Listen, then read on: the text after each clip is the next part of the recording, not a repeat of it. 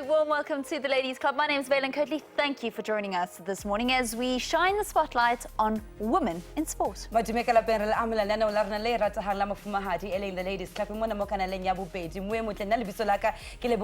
It's really a great pleasure to have you join us in conversation, chatting with the leading ladies. Now we're talking about a space where we share a space where they can share their stories, their passion and sport, and what makes them game changers. Our guest today is the fabulous biokineticist Simone Conley. Of course, like Kopantalena, Halano Larnanza de Solapili. Impa Honazwala Hopulang, Okakopana Luruna, go Twitter, 70 sang fella, hashtag Yarona, in the Ladies Club, more at sport at SABC, at Lemomotswedi, at Valen Ketley, Happy Okakopana Lurna, go Facebook, Instagram. So, our conversation on the Ladies Club today will be centered around those women who are shattering the glass ceiling in male-dominated sport industries. And as Lebo said, our game changer is one of those pioneers. There is an understanding that biokinetics and sports conditioning is primarily a male-dominated field.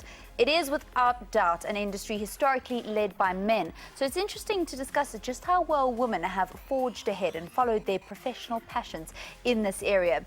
Who are those pioneers that have shattered the glass ceiling and continue to fly the female flag high? We're going to be talking about that today. We usually shine the spotlight on the news that are making headlines. Who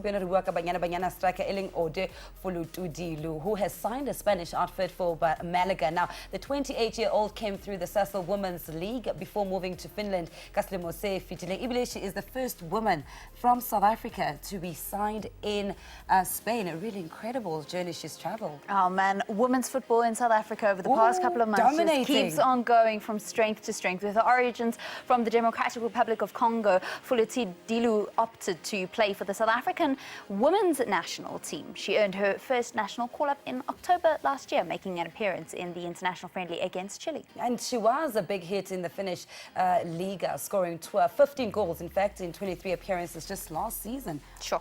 Very good. So let's hope she can take that form into Spain. We wish her all the best of luck. As per tradition here on the TLC, we get the show going with an inspirational quote. And this one goes like this. Women have formed the backbone of society, but they still remain trapped in patriarchy. And for as long as that is so, we will continue to reproduce a society where men are regarded more equal than women. And this quote comes from Lindiwe Sisulu. So powerful. She is a South African politician and a member of parliament since 1994. She's currently serving as the Minister of International Relations and Cooperation. Sisulu was born to ANC leaders Walter and Albertina Sisulu in Johannesburg. She has an MA in History and a Master's in Philosophy from the Centre for Southern African Studies at the University of York. Wow, she's really an incredible woman. Once stood to take on the presidency, and unfortunately it didn't happen that way, but she's a really strong, phenomenal woman, a great leader as well. Yeah, I think when you look at Southern Africa and when you look at our politics, we have great women leaders, and that's something that's so great, because if we are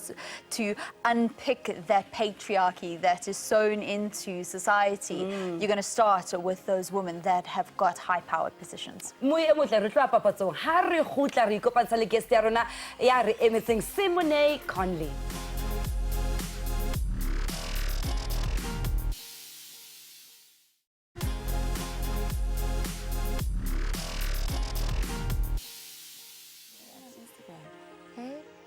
Well, there is a sport one on Instagram.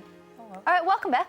Please join us on social media. That's what we're busy discussing. That's where you can get involved in our conversation on the Ladies Club. We'd love to hear your comments on Facebook, on Instagram, as well as mainly on Twitter, at Lemomotswedi, at Valen Ketley, at Sports at SABC, and just use our hashtag the Ladies Club. But you were saying on Instagram, who are we? Yes, at SABC Sport. All right, awesome. So at SABC Sport and Instagram. Now, qualified biokineticist and physical trainer, conditioning trainer, in fact. Yes, sports-specific conditioning trainer. Simone Conley is on the spotlight today as our game changer. She studied towards a master's degree in biokinetics with specific focus in the beautiful game injuries as well as rehabilitation. At the same time, she opened a teaching clinic at the University of Johannesburg. She taught students and interns the practical aspects of biokinetics for 3 years while seeing less fortunate patients from Doornfontein and surrounding areas. She was also involved in different sporting codes during this time, in particular, obviously, South Africa African swimming, deaf Olympics, rugby, athletics, as well as the beautiful game. So welcome, Simone Conley. Good to have you here in our Ladies Club Lounge. It's great to be here. Thank you, ladies. Wow, what an impressive CV you have, because you've been in the professional circus of many sporting codes for so many years, but yet still so young. I'd like to think of myself as young, but thank you. That's a big compliment. Yeah, how did it all begin? Well, I've always been in a sporty family. You know, my sister's an Olympic sprinter, 100 and 200 meter sprinter, and the two of us has always been competitive. But I think that I kind of warmed the bench more than I, excelled like she did. Yeah, so it was in our blood, just to be part of sport, be it in a administrative role, a sport-specific role, actually competing, and I carried that through into varsity. I wanted to be a doctor, then a physio, and then, seeing biokinetics, being exposed to biokinetics, I just decided this is it. It's more sport-specific, we work more with conditioning, we work more with athletes, and that's where I want to be. And what sport were you specifically involved with at school level? Oh, I did netball and I did badminton. Badminton? Yeah. Well, and you would have been a professional had you perhaps not decided otherwise, do you think? Yeah, I did kind of well. I did compete at Gauteng level and then with badminton at SA level. Wow. So I pushed myself, but then you got to choose between a sport that doesn't pay and studying to get a job that actually does pay. Yeah. So it's a kind of no-brainer. You've got to work, and I'm just lucky that I love my job. And why did you decide against being a doctor? No, I just can't deal with, having to tell people that, you've lost loved ones or you have so many months to live or those sort of things. It's just not my scene. Is that the only thing that made you decide not to go into medicine? Yeah. It's just also just the constant smell of a hospital. I find it very, I respect people that do it. They're amazing, but I find it very gloomy. I just need to be in the open air. Yeah, loving outside. the breeze and the grass and the trees, and by God's grace that's where I am. And you actually had enrolled to be a physio, to study physiotherapy, and then you went with your sister to a biokineticist, and then you thought, wait a minute, I think I want to follow this. Tell us that story. Basically I was leaning towards physio. I had not enrolled yet, but I was leaning towards physio or optometry for some reason, because then I wanted to be in the medical, industry. So I looked for other avenues other than being an actual doctor. And then I went with my sisters to see a bio, and I was like, geez, this is different, this is interesting, this is unique. Not lots of people, actually it's the first time I heard of it. And that's when I started exploring it and actually getting into it, and here I am. Wow. Now tell us a little bit about what you do, because now I feel like we even speak above people when we just keep mentioning the word biokineticist. I remember the first time I was introduced to it, I was bio what? What exactly does that entail? Yeah, a lot of people still don't understand what exactly it's about, but it's literally a subdivision of physiotherapy, chiropractic, we all fall into the same bracket, except a biokineticist will focus more on finding the cause of a particular injury, not just treating the current symptom. So for example, you've torn your hamstring, you come to a bio, we look at your biomechanics, how your body moves, and we figure out, okay, look, it might be because your glutes are too weak, and that's the reason why you tore your hamstring. So the physio will treat the pain, manage the pain, they'll then send you to us, and we'll look, why is this happening to this person? And then we'll treat other parts of the body to fix it. Sure. So if there's a movement that is incorrect, that's what you guys will, number one, first identify and then correct going forward? Yes, that's spot on. So what is the role then with Highlands Park? Okay, so at Highlands Park, I'm the jack of all trades. And Highlands Park is a football club in the Premier League in South Africa. Yes, that's correct. So at the moment, I do the boys' physical conditioning. So I'm responsible for their fitness. I'm responsible for managing, recovery, also the injury prevention, and then also treating injuries, after Chris Comfort, our physio, has seen them. He'll pass them on to me, and then I'll take them back onto the field, get them ready, and, firing again. And then I also do a little bit of the management stuff, being the lady on the team. And are you enjoying that? Is that a role that, or is that a role that you perhaps see yourself, immerse yourself into a little bit more than just Highlands Park, maybe? Most definitely. I think, I'm the type of person that I always want to learn. That's the best thing you can do in life, is just continuously learn. And if I'm able to learn from management, I'll do so. If I'm able to learn from the coaches, I'll do so. If I'm able to learn from the kit managers, I'll do so. If you walk into any job and you can do more than just your particular responsibilities, I think that adds value to you automatically. So anything, I'll do it. Sure. It's amazing that you say you're the jack of all trades at Highlands Park, because you've also grown with the club as the club has grown, taken them from the National First Division, been with them from that level and through now to the PSL. How close is this team to your heart? They're my babies. This team's my baby. Look, I've been in football for maybe the past 5 years, working with different development projects.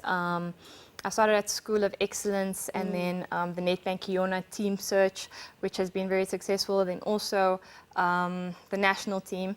But finally getting to work with a team who actually operates within a league, where you have weekly goals and specific outcomes, has been a real blessing. So when I was asked to join Highlands Park in the NFD, it was amazing, because this team had just been relegated. They'd been suffering, they'd lost a few of their first games, and then you had to basically get in there and prove yourself. You had to turn it around. And, I work with amazing coaches and amazing management staff, and I was able to do so with them. So it's been a learning curve. I mean, for me, it's actually better that I started with a team in the NFD and brought them through it, so that now I've developed a little bit of knowledge and a base to actually carry them in the PSL.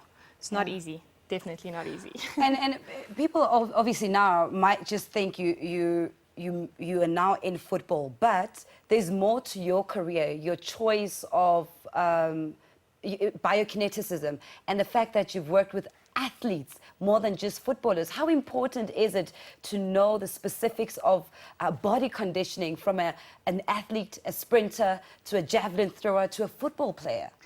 Look, it's all different. It all needs to, there's something called the principles of training. So every single sport's going to require individuality. Yeah. But all sports also have similarities. So basically you lay the foundation and sort out the similarities, and then you branch off into the individual aspects that each sporting code requires.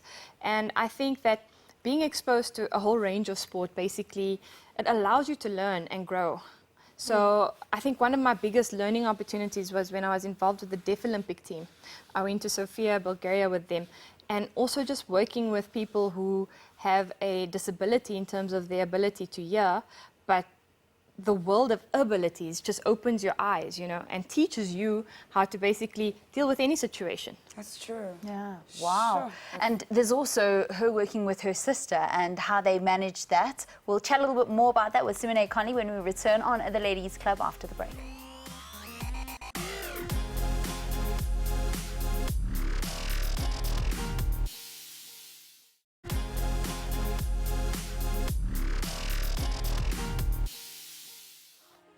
Welcome back. Untsobuhile na la rona le ratehang la mafumahadi le in the Ladies Club mona mo kanaleng ya bobedi. Hopolang hore ka kopana le rona mo social media platforms tsa rona eleng at Spot, at SABC, at Lebo Motswedi, at Valen Kirtley, le sebedise fela hashtag ya rona eleng the Ladies Club. Before we continue with that conversation with today's game changer, let's bring you our trailblazer. And our superstar today that we're shining the spotlight on is Dr. Tanushri Pillay. Dr. Pillay started modestly as a student physiotherapist assisting the UWC Rugby Club. And back in 2006, she was at her first international sports event as the head physiotherapist at the All Africa Games, the championships rather, for gymnastics in the mother city. She was actually named the head physiotherapist for the Western Cape Sports School in Kuilsrivier, a position she still holds.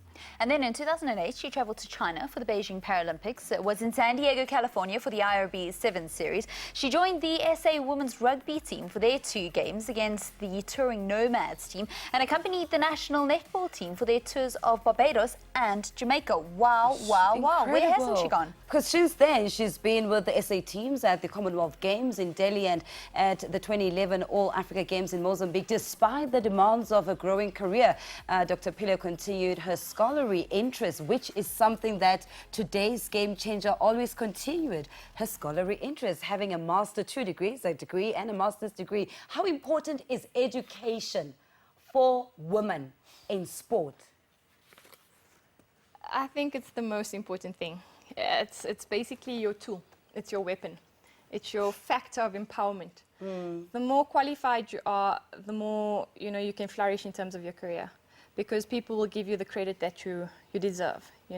So for every woman out there who wants to be involved in sport, get the qualification. And once you have one, add to it. Once you have that, add to it. Never stop learning, because men will really start taking you seriously once you have that paperwork and you can basically prove to them, look, I've got a little bit of experience, but I've also got the qualification to do what I'm doing right now, and to tell you that this is going to help the team or the individual sporting person in this particular way. Just how much of a challenge is that, though? Because it's hugely demanding just to study on its own, and then you're having to deal with your daily challenges. And in your position, not only have you got the jack of all trades post at Highlands Park, but you've also got your very own practice.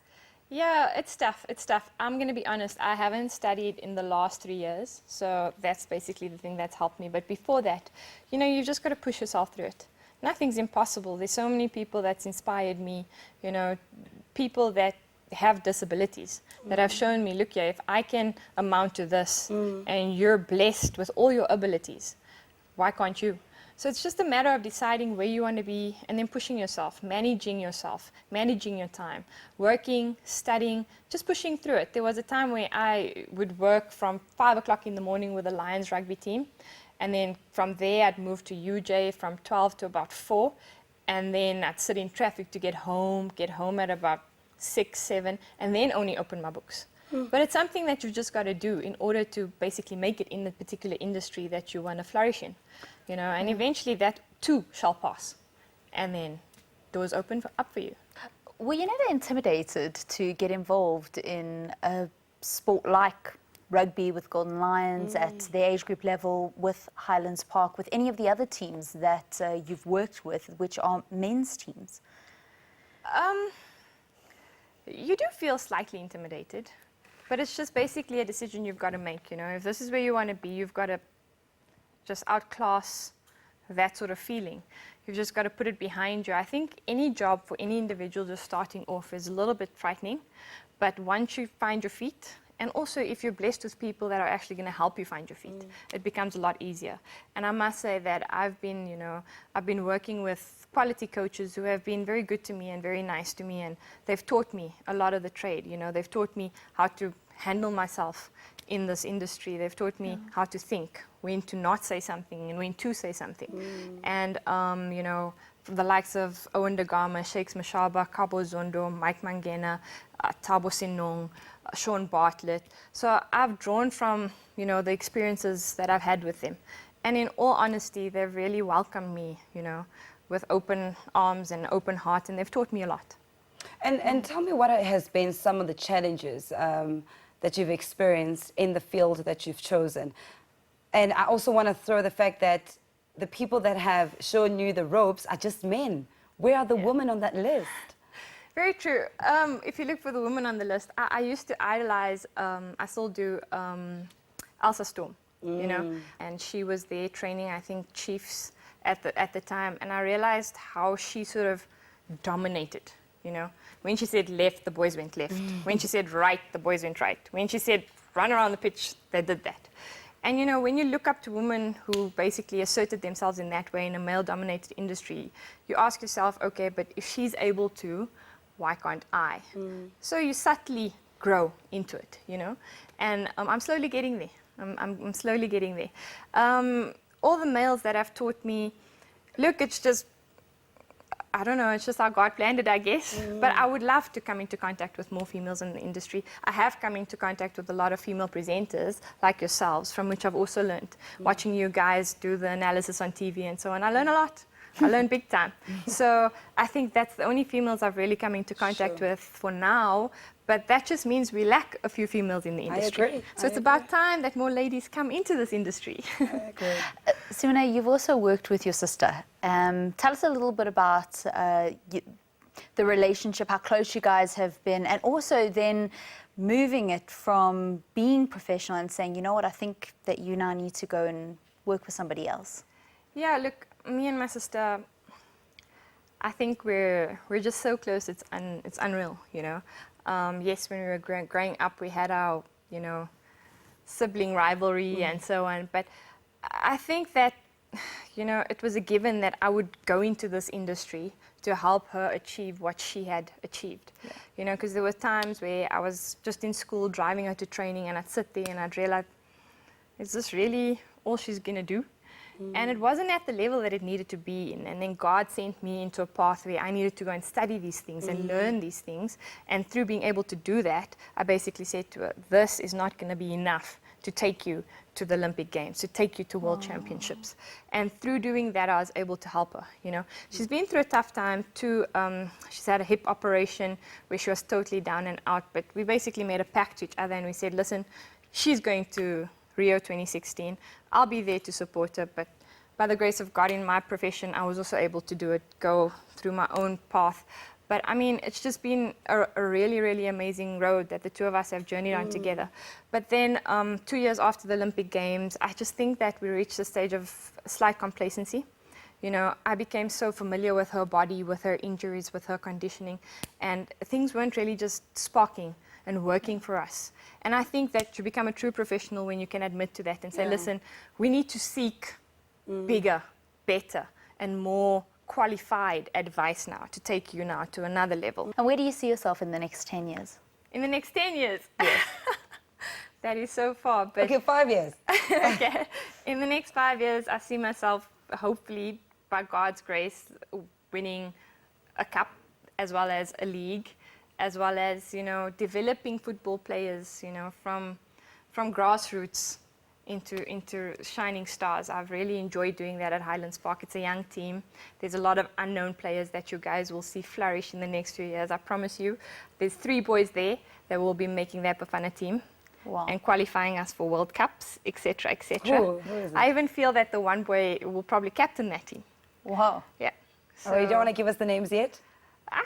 Well, you know, I don't want the others that I'm not speaking about to feel a bit bad, but they know. I've told them. I've Okay. told them. They know who they are, and we'll wait and see, you know. Hopefully you'll also be involved in women football. It would be an honor to work with, especially Coach Desiree Ellis. She is absolutely amazing. We actually camp at the same hotel as her, so I've had a couple of conversations with her. She's another one of those women that inspire me, you know. She's just, what she's done with Bafana since she's taken over is... Banyana. I'm sorry, Banyana. Yeah. Well, is- she could be on her way to Bafana. You I never think she know. could actually help, eh? Yeah. I think she could most definitely impact that team. Yeah, but what she's done is, you know, out of this world. There's no words for what she's done. So it's absolutely amazing and inspiring to all of us ladies in sport. Sure. Absolutely. Simone Conley, what an amazing conversation. Our game changers today. Thank you so much for giving us some of your time. You've been an amazing guest. Thank you, ladies. It's been awesome to be on your show. You've been amazing. My goodness. Well, that's all the time we have for you this week. Thank you so much for spending it with us. Social media platforms. If you want us to chat to anybody else in the world of sport that you think should be on that chair, Just let us know. Let's continue the conversation until we meet again. And until that time, remember that greatness is earned and never given. Thanks for watching. Bye-bye.